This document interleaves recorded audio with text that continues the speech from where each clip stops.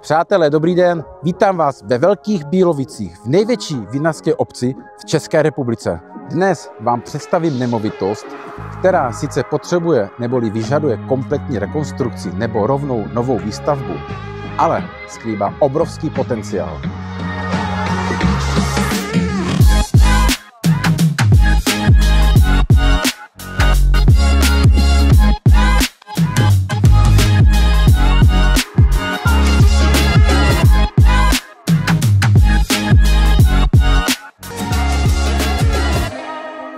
Jedná se o rohový pozemek, který je přístupný z více stran. Šíře pozemku je 13 metrů, délka 53 metrů a celková rozloha je přibližně 700 metrů čtverečních, což nabízí opravdu skvělé možnosti.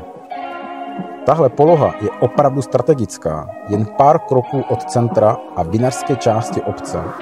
Nabízí se zde možnost výstavby nového rodinného domu nebo menšího bytového projektu s investičním potenciálem.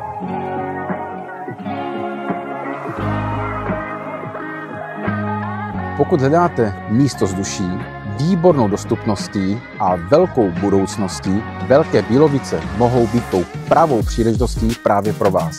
Jmenuji se Ota Pirogov a budu se zde na vás těšit. Ahoj!